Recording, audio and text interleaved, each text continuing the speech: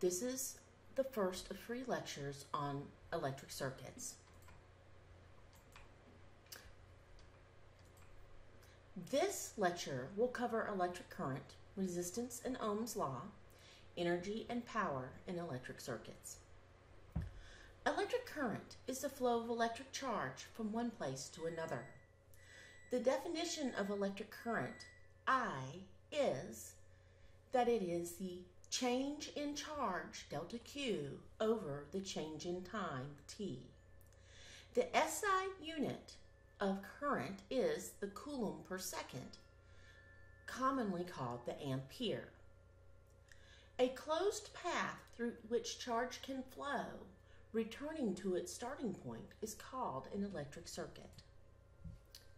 For example, if a current of 2 amps passes through a wire, how many electrons pass a given point after every minute? Well, from the definition of current, 2 amps is equivalent to 2 coulombs of charge per second. Also, we know that the charge on an electron is negative 1.6 e to the negative 19 coulombs. So first, let's find how many coulombs is passing a point every second. And then we'll convert that to the number of electrons. To do that, we'll first take 2 coulombs per second and multiply it by 60 seconds over 1.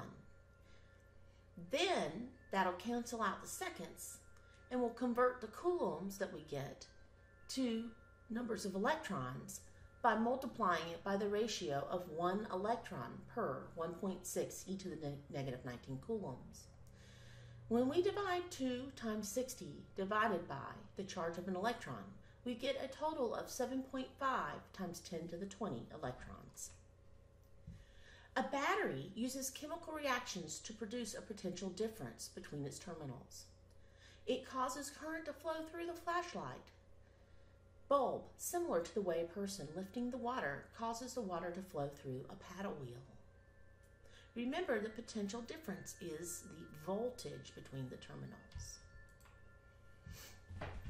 A battery that is disconnected from any circuit has a certain amount of electric potential difference between its terminals. That is called the electromotive force. But remember, despite its name, it is not a force. It is an electric potential. An electric potential is measured in joules per coulomb. It's the amount of energy, potential energy across those terminals that every coulomb of charge feels in the field. The amount of work it takes to move the charge, delta Q, from one terminal to another would be equal to delta Q, the change in charge, times the electromotive force or voltage. The direction of current flow from the positive terminal to the negative one was decided before it was realized that electrons are negatively charged. Therefore, current flows around the circuit in the direction of positive charge. The symbol for the battery is given by a short line and a long line in a circuit diagram.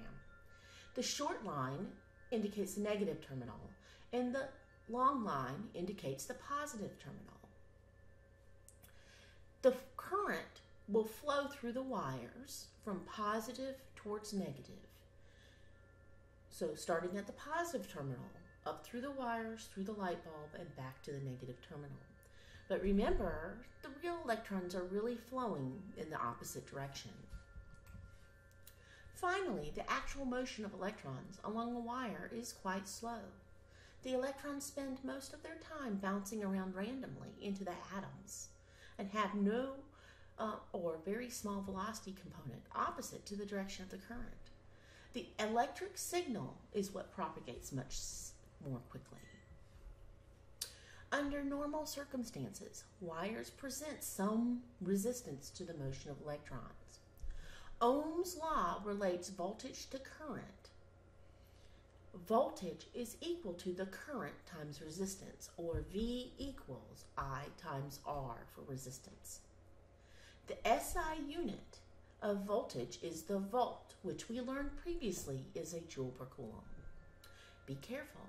Ohm's law is not a universal law and is only useful for certain materials, which include most metallic conductors. Solving for the resistance, we find that resistance is equal to V over I. For an ohmic device, the resistance is constant because as you increase the voltage, the current increases. They are directly related to each other, so the ratio of voltage to I is always going to be the same. The units of resistance is a volt per ampere, which we call an ohm, and is given by the Greek symbol omega, an upside-down horseshoe. Also, if you have two wires of the same length and diameter, they will have different resistances if they are made of different materials. This property of a material is called the resistivity and is given by the symbol ρ. If you know the length of the wire and the cross-sectional area of the wire and what the wire is made of, you can figure out how much resistance the wire has. Resistivity depends on the material that the wire is made out of. Notice that conductors have very small resistivities. This is why electrons can actually move through them. Insulators, on the other hand, have huge resistivities and electrons cannot pass through them, cannot flow through them. Semiconductors, on the other hand, they have a range of resistivity, and it varies with the type and the amount of the impurity in them.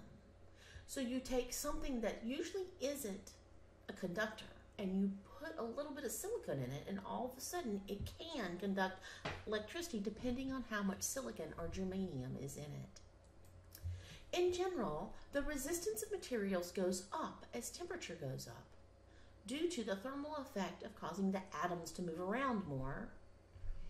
This property is used in thermometers.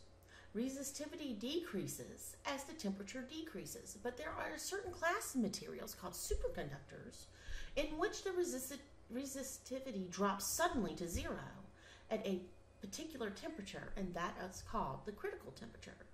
Superconductors are a wonderful consequence of the resistivity depending on temperature. If we can find a superconductive material that we can produce cheaply, imagine it would have no resistivity and we could basically transmit an infinite amount of charge, thus electricity, through that material. The problem is that it usually happens at very, very low critical temperatures, close to absolute zero.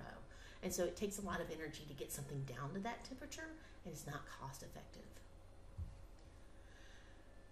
When a charge moves through a potential difference, a voltage, its potential energy changes.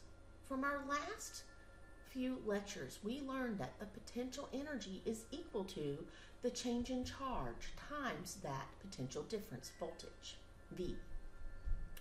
So if I want to find the power, remember power is the amount of energy that's transformed into another energy in a certain period of time. It's the rate at which energy changes from one thing to another.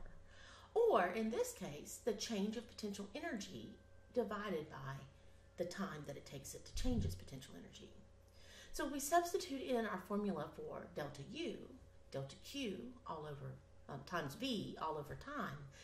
We see that we have delta Q over delta T, which is really current. So we can actually express electrical power as I times V. Once again, the unit will be a watt, which is a joule per second. If we substitute Ohm's law and we replace V with rearranging Ohm's law for V, IR, then we can also find the power as I squared R. Or if we use Ohm's law and substitute for I, using V over R, we get V squared over R for power. So what does this potential energy turn into? Well, it turns into heat. And this is why wires have, rubber coatings on them, because not just to keep you from getting shocked, but really to keep you from getting hot and burning yourself, or starting fires in walls where there's wiring. When the electric company sends a bill, your usage is quoted in kilowatt hours. This is not a unit of power. It It is a unit of energy. Remember that power is energy over time.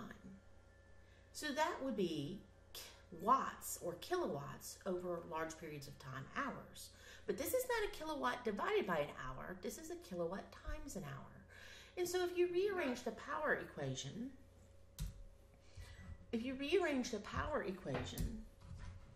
for your change in energy, you get power times time. And that gives you a kilowatt times an hour.